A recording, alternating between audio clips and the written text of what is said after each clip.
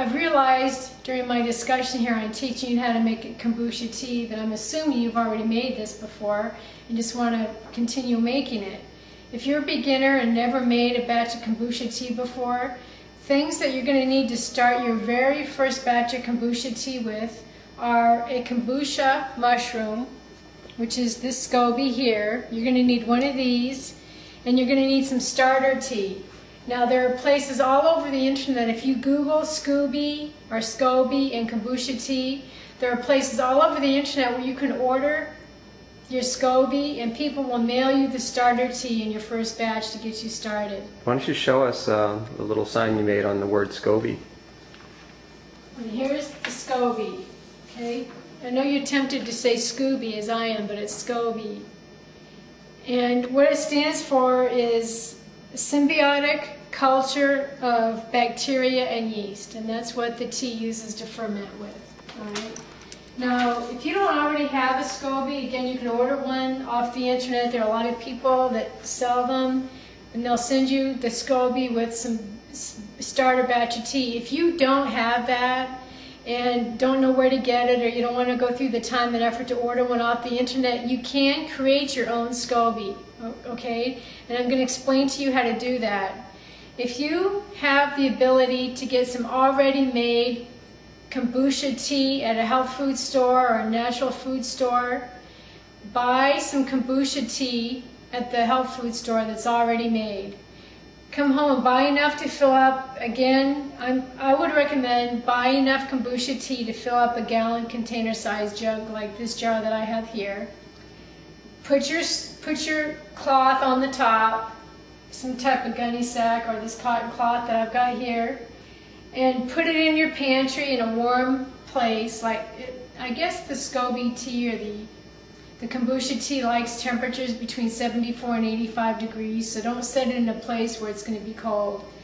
But pour enough kombucha tea that you've bought at the health food store into a 1 gallon container and leave about this much space, enough for it to breathe. Put your covering over the top, put it in your pantry in a quiet place for about 2 to 3 weeks, and your kombucha tea will grow its own SCOBY. Just leave it alone, let it sit there for 2 to 3 weeks, and it will create one of these all by itself. Now, this one here is kind of thin. It's the baby that I got off of one of my other previous cultures, and you can see it's kind of thin. This is what will form when you make your own SCOBY from a kombucha tea that you've got, all right? And then when you've got your SCOBY that's created from the kombucha tea that you've bought, let it set for 2 weeks, you can take that SCOBY out and use the starter tea, or use a quart of tea from your previous batch and use that as your starter for your new tea. So I finished pouring off my tea from my previous batch that was been sitting in my pantry for a week. I'm done pouring that off. I've saved some tea from my previous batch to get my new batch started with. And now I need to add the fresh tea that I've just made today to start my next batch for the fermentation cycle, for the next cycle of 7 to 8 days. So in this container earlier in the video we showed where I had boiled 2 quarts or a little over 2 quarts of water. I added 16 tea bags and 3 cups of sugar, all right? Now this one batch of tea that I made here on the stove is going to be enough to get 2 starter batches of kombucha tea made. So what I'm going to do is I have the 1 quart container sitting right here on my countertop, and these are the same containers I used to pour the tea from the large container into the smaller containers. And I'm going to use one batch, 1 quart of tea from here.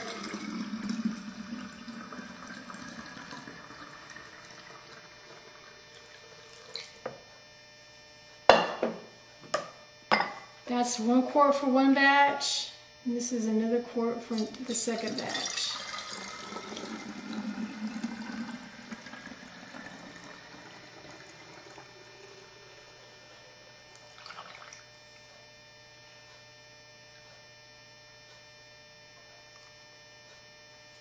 And that came out perfect. Okay, so what I'm going to do now is I'm going to pour 1 quart into each of these containers. And this is my new starter tea for my new batch. So here's 1 quart. And here's 1 quart.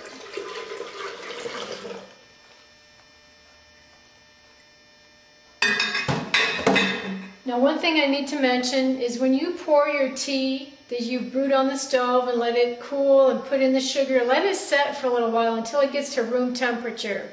Alright, because you don't want to be pouring hot tea into your kombucha tea, and the SCOBY or the SCOBY here does not like hot tea, so let your tea go to room temperature first. So that's very strong tea, the batch that I made. This is the water that I've been letting set on the stove from the day before to let the chlorine burn off. Now I'm going to add this just to fill up to my container to this line right here. And I'm leaving about a ½ inch space on the top of this wide surface area jar to let the kombucha tea breathe. Alright? So I'm going to just pour this here.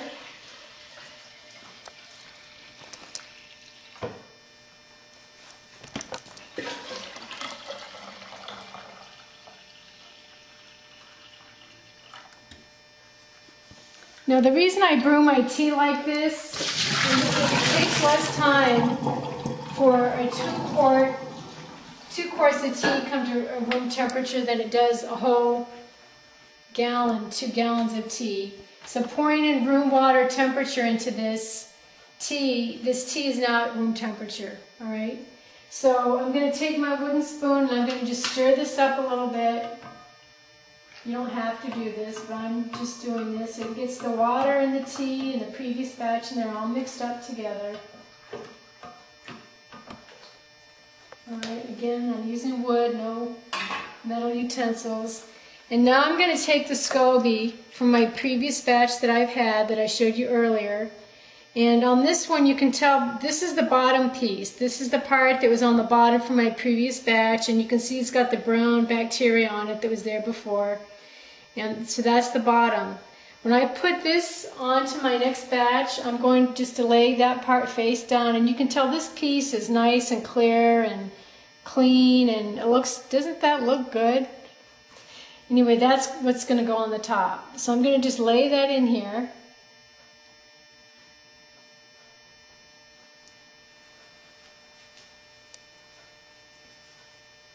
Again, I can tell this is the top part of the SCOBY from the week before, and this is the bottom part.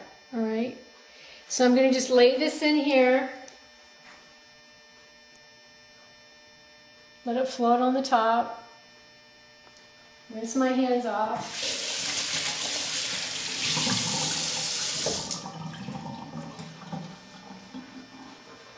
Now I have some extra cloths from this bandana in my cabinet here. I'm going to just pull off 2 clean ones that I've had from before and pull these, use these clean ones on my new batch. I've got a rubber band, an elastic, and I'm going to just put this over my batch here to let it brew.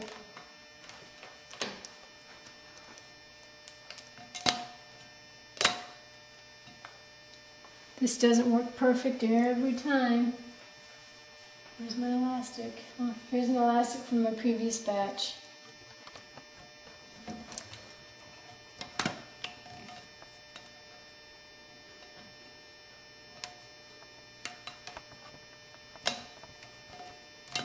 It's not that hard. I don't know why it's coming out that hard for me, but...